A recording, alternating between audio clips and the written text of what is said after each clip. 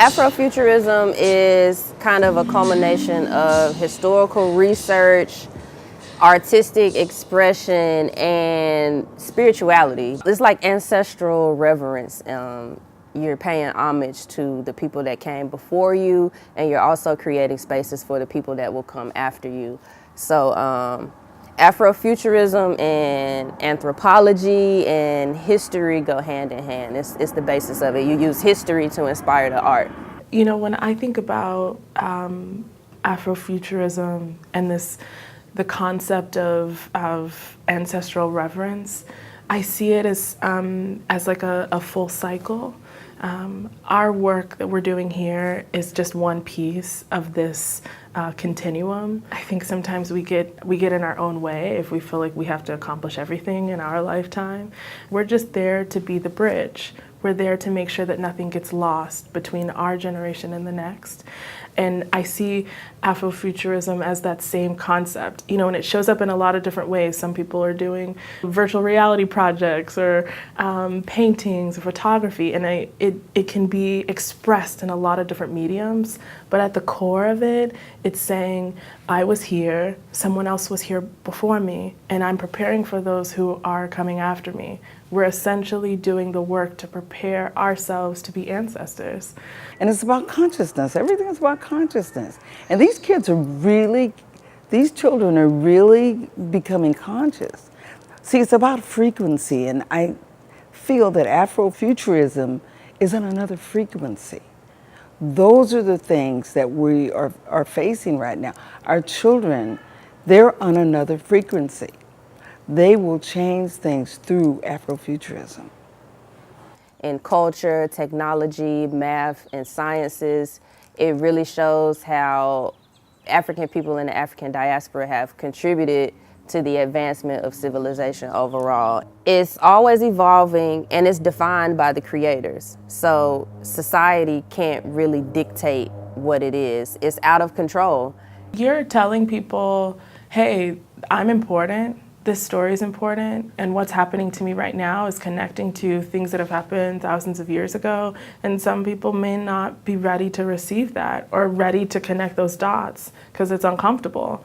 But that's what artists are supposed to do.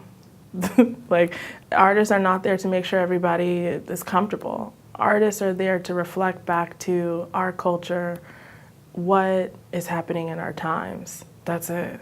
The reason why art is interesting or useful in social justice is because it gives us a new language, and it gives us a new perspective, a new way of thinking about things, and that's how we achieve change. So I think about things like the Fair Housing Act, which came out 50 years ago, and on the linear timescale, we've progressed, right?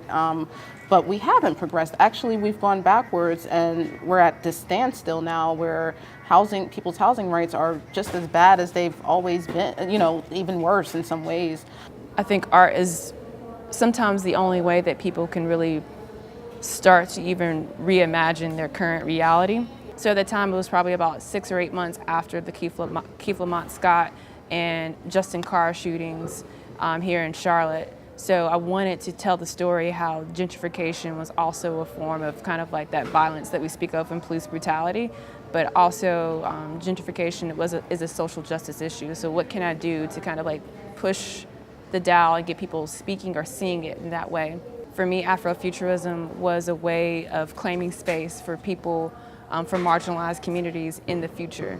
I have an initiative called Ascend Together in Power, and it is based on basically exploring the spirit, culture, and tradition of Black people across all of the African diaspora, and using those findings of who we all are as Black people to fortify Black family units in America. So where I start with restoring the Black family in America is through introspection. I feel like if we know ourselves, if we develop a self-awareness within ourselves individually, and we practice that self-awareness and we practice daily introspection, then that makes us better individuals within our family units, and it impacts the community and then the nation at large and then the world at large as well. I run a digital makerspace, an Afrofuturism makerspace called Black Space. We teach kids things like coding and how to make beats and write poems and cryptography, and we've done animation and gaming, all types of stuff. And the goal is to provide youth of African descent with the tools they need to shape the future. Kids want to know, youth want to know now, about the gods and goddesses. And they're questioning the old Christianity that was put on us in slavery.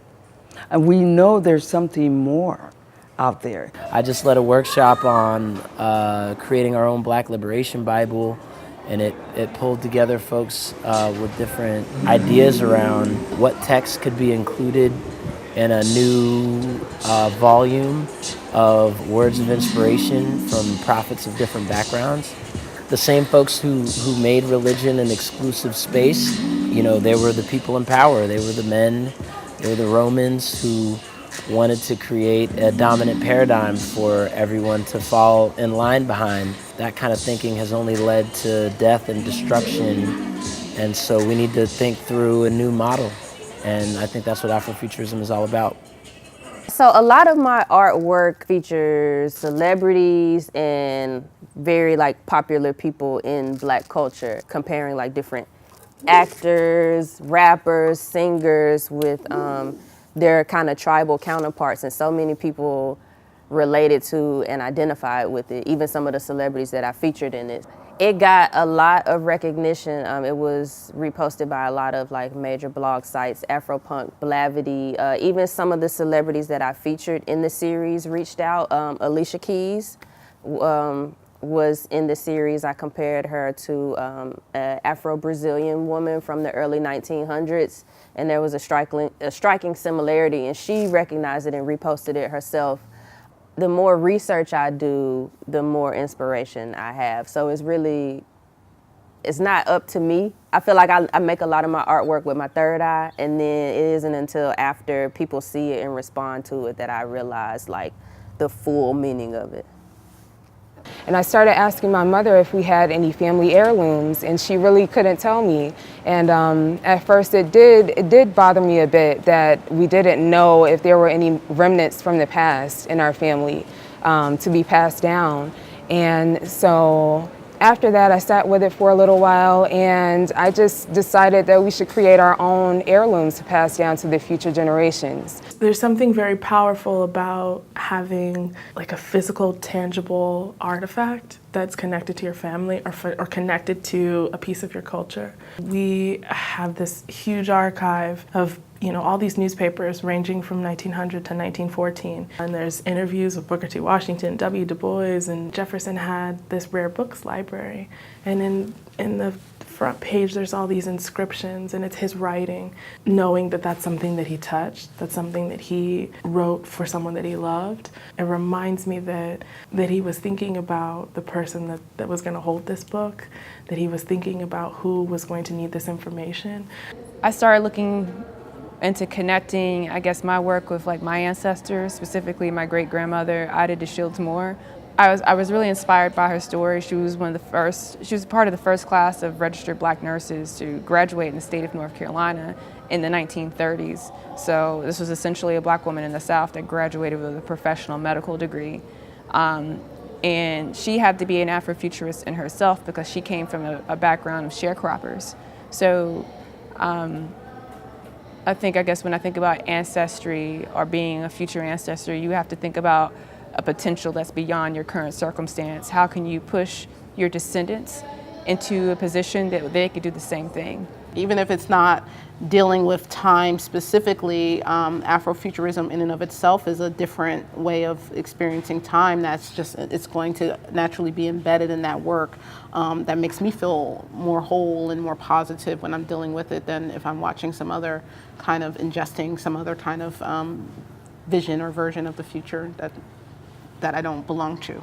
Black history or the histories of people of color in relation to colonialism and life in America is very dark because there are a lot of struggles involved in that. Afrofuturism offers a chance for you to express it artistically and bring out the beauty in it, the resilience of the people. Also the beauty in the future that we are creating from those experiences. There is something really interesting about framing that under Afrofuturism, that we're there to collect a lot of different pieces and make it our own. And I think that's what makes it so powerful.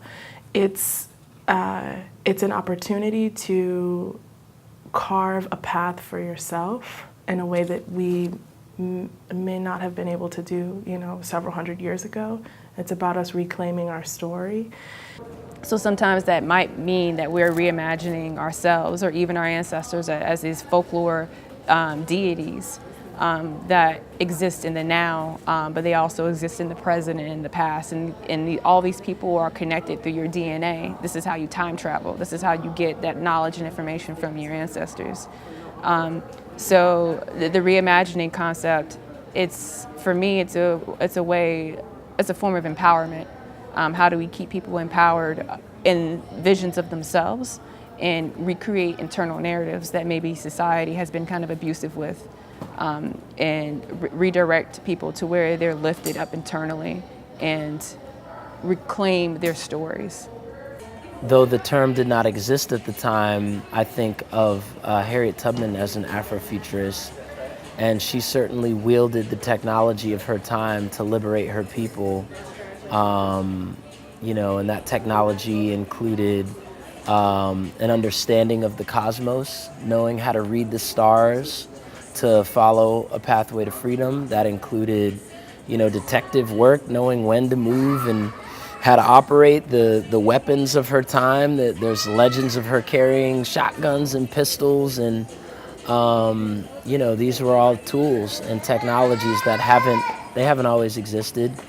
But we've used what tools were available to us to get free, and social media is just another tool.